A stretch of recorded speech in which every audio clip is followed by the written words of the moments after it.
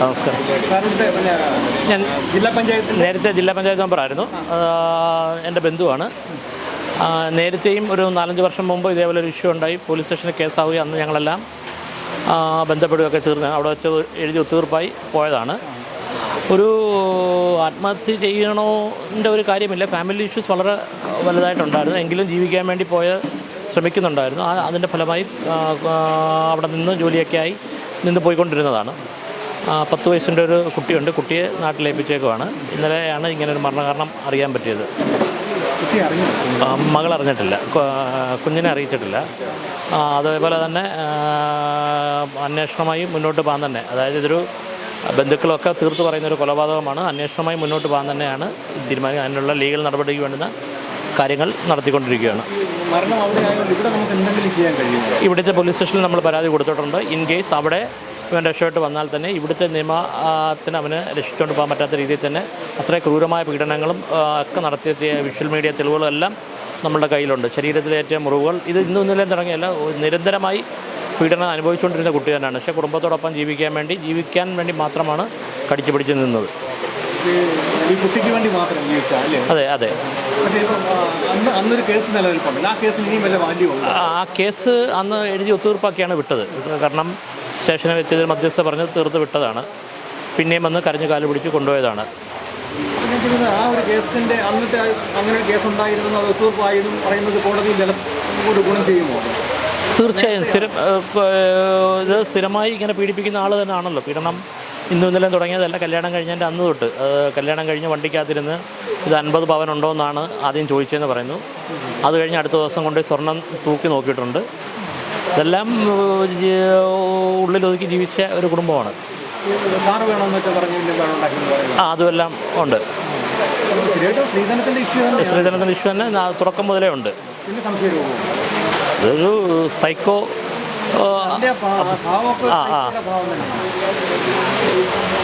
ഒരു പെൺകുട്ടിക്ക് എങ്ങനെ ആ കത്തിയുടെ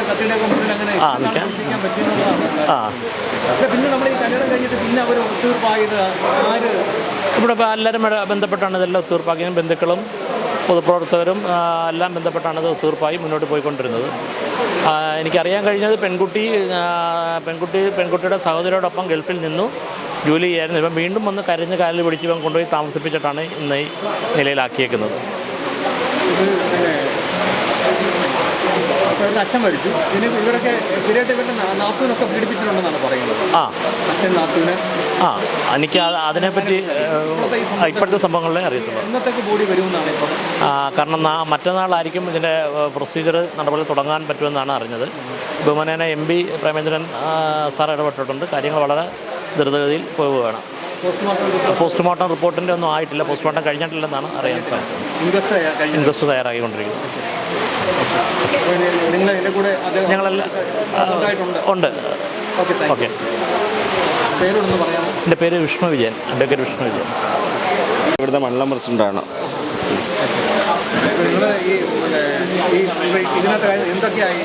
ഈ വിഷയം ഞാൻ ഇന്നലെ രാത്രിയിലാണ് അറിയുന്നത്. ആത്മഹത്യയ്ക്ക് ശേഷമാണ് ഇന്നലെ കാര്യം അറിയുന്നത്. ഇവിടെയുള്ള നമ്മുടെ യൂത്ത് കോൺഗ്രസിൻ്റെ പിള്ളേർ നമ്മളുമായിട്ട് ബന്ധപ്പെടുകയുണ്ടായി. എന്നിട്ട് ഈ മരിച്ച അതുല്യ എന്ന് പറയുന്ന സഹോദരിയെ മൃഗീയമായി ഉപദ്രവിക്കുന്ന കുറേ വീഡിയോസ്, കുറച്ച് ഫോട്ടോസ്, ദേഹത്തെ പാടുകൾ അടങ്ങിയ കുറേ വീഡിയോസും ഫോട്ടോസും ഒക്കെ ഇവിടുത്തെ പ്രവർത്തകർ നമുക്ക് അയച്ചു തരികയുണ്ടായി. അത് ബന്ധപ്പെട്ടിട്ടാണ് നമ്മൾ പല ചാനലുകൾക്കും നമ്മുടെ മുഖേനയാണ് ഇത് കൊടുത്തത്. ഈ കാര്യം ചാനലൊക്കെ ധരിപ്പിച്ചത് നമ്മളാണ്.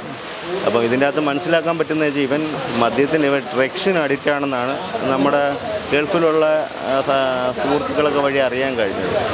മാനസികപരമായി പീഡിപ്പിച്ചിട്ടുണ്ട്. കല്യാണം കഴിഞ്ഞ നാൾ തൊട്ട് സ്ത്രീധനത്തിൻ്റെ പേരിൽ ഒരുപാട് പീഡിപ്പിച്ചിട്ടുണ്ട്. കൊടുത്ത ബൈക്ക് പോരാന്ന് പറഞ്ഞിട്ട് ഇനി സ്ത്രീധനമായിട്ട് കാറ് വേണമെന്ന് പറഞ്ഞ് പീഡിപ്പിച്ചിട്ടുണ്ട്. അങ്ങനെ ഒരു സ്ത്രീധനത്തിൻ്റെ പേരിൽ തൊട്ട് ഒരു സംശയരോഗമായി മാറിക്കഴിഞ്ഞു. ഈ സഹോദരി ഒരാളായിട്ട് സംസാരിക്കുന്ന ഇദ്ദേഹത്തിന് ഇഷ്ടമല്ലായിരുന്നു. അങ്ങനെ മൃഗീയമായി ഒരുപാട് ക്രൂരതകൾ ഗൾഫിലും നാട്ടിലും ഒക്കെ വെച്ച് ഈ സഹോദരി അനുവദിച്ചിട്ടുണ്ട്. അതിൻ്റെയൊക്കെ വിഷ്വൽസും കാര്യങ്ങളൊക്കെ നമ്മുടെ കയ്യിലുണ്ട്. നമ്മളത് ചാനലുകാർക്കൊക്കെ കൊടുത്തിട്ടുണ്ട്. ഇനിയും ഒരു സഹോദരിക്ക് ഇങ്ങനെ ഒരു അവസ്ഥ ഉണ്ടാവരുത്. ഞാൻ മനസ്സിലാക്കിയത് വെച്ചിട്ട് ഇന്നലെ ഈ സഹോദരിയുടെ പിറന്നാളായിരുന്നു. ഒരു സന്തോഷപരമായി പോകേണ്ട നിമിഷം ദുഃഖത്തിലാഴ്ത്തിയാണ് ഇന്നലെ ഈ വീടൊക്കെ നിൽക്കേണ്ടത്.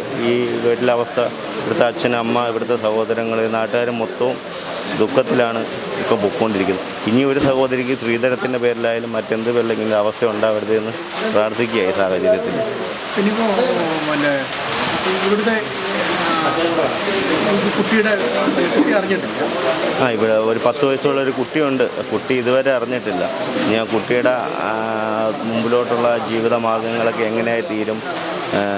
പിതാവ് ഇത്രയും ഒരു സൈക്കോ ആണെന്ന് നമുക്ക് ആ വീഡിയോ ഒക്കെ കാണുമ്പോൾ അറിയാം. കത്തിയെടുത്ത് സ്വയം കുത്താൻ വേണ്ടിയിട്ട് നിൽക്കുന്നു. ഒരു ഡ്രഗ്സിന് അഡിക്റ്റായിട്ടുള്ള രീതിയിലാണ് പ്രതികരിച്ച് നിൽക്കുന്നത്.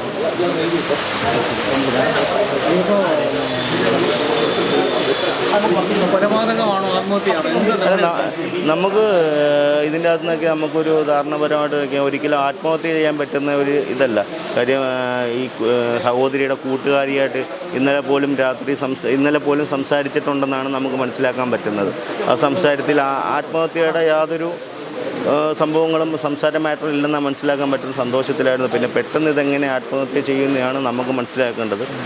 ആത്മഹത്യയല്ല, ഇത് തികച്ചും കൊലപാതകം തന്നെയാണെന്നാണ് നമുക്ക് മനസ്സിലാക്കാൻ പറ്റുന്ന സംഭവം. ആദ്യം വിളിച്ച് പറഞ്ഞപ്പോൾ നിലത്ത് അടവിച്ച് കിടക്കുന്നു എന്നാണ് പറഞ്ഞത്. അതെ, നമ്മൾ അന്വേഷിച്ചപ്പോൾ എല്ലാവരും പറഞ്ഞത് അതായത് ഫാനിൽ ഹാങ് ചെയ്തിട്ട് കാല് താഴെ തട്ടി നിൽക്കുന്ന നിലയിലാണെന്നാണ് ഇപ്പോൾ ഭർത്താവിൻ്റെ സ്റ്റേറ്റ്മെൻറ്റൊക്കെ വന്നേക്കുന്നത്. തികച്ചും ഇതൊരു ആത്മഹത്യ ആയിരിക്കത്തില്ല. കാര്യം ആത്മഹത്യ ചെയ്യേണ്ട സാഹചര്യങ്ങളിൽ ഇതിലും ക്രൂരതകൾ പലവട്ടമായിട്ടൊക്കെ അനുഭവിച്ചതാണ്. ഇത് തികച്ചും ഒരു മരണം തന്നെ ആവാനാണ് സാധ്യത. കൊലപാതകം തന്നെ ആവാം. എൻ്റെ പേര് ജോയ്മോൻ ആയിരുന്നല്ലോ.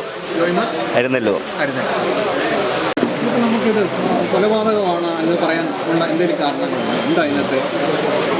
കൊലപാതകമാണെന്ന് തന്നെ നമുക്ക് പറയേണ്ടി വരും. ആ സാഹചര്യമാണ് ഇപ്പോൾ നിലവിലുള്ളത്. അതായത് ഈ നിരന്തരമായിട്ടുള്ള പീഡനങ്ങൾ സഹിച്ചിട്ടാണല്ലോ ഇങ്ങനൊരു അവസ്ഥ ഉണ്ടായത്. ഈ കൊച്ചിൻ്റെ അച്ഛൻ എന്ന് പറഞ്ഞു കഴിഞ്ഞാൽ ദീർഘകാലമായിട്ട് പ്രവാസിയാണ്.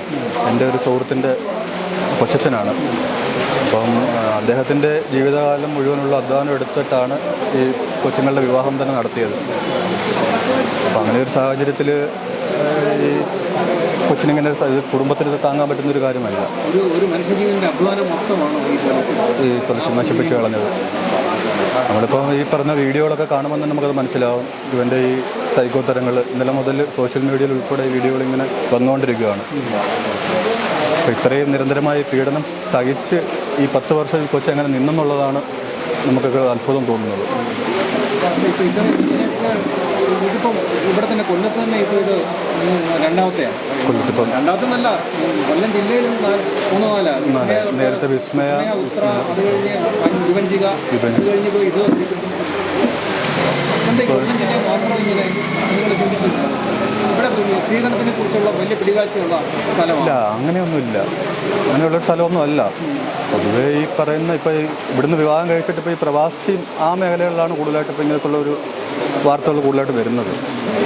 ഇപ്പം നമ്മൾ പൊതുപ്രവർത്തന നിലയിൽ നമ്മൾ പലരും ബന്ധപ്പെടുമ്പോഴും ഈ തൊട്ടടുത്തൊക്കെ ഒരുപാട് കേസുകൾ ഗൾഫിൽ വെച്ചിട്ട് ഈ ഡിവോഴ്സ് കാര്യങ്ങളൊക്കെ ഒരുപാട് ഇപ്പം നടക്കുന്നുണ്ട്.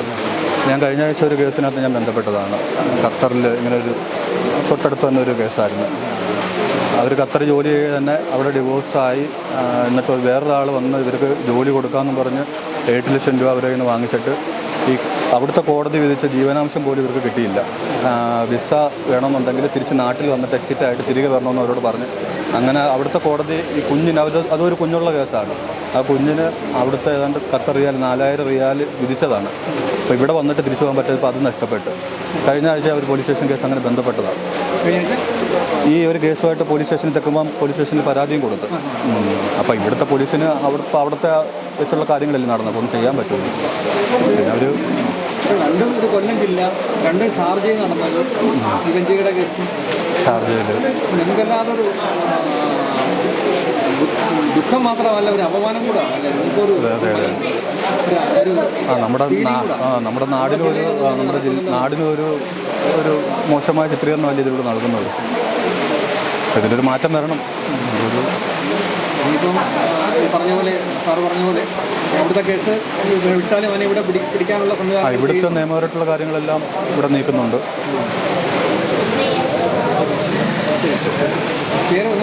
ശിവപ്രസാദ്. കൂടുതൽ വാർത്തകളും വിശേഷങ്ങളും നിങ്ങൾക്ക് ലഭിക്കാൻ കേരളീയം ന്യൂസ് സബ്സ്ക്രൈബ് ചെയ്യുക. കൂടെ ബെൽ ബട്ടണും അമർത്തുക.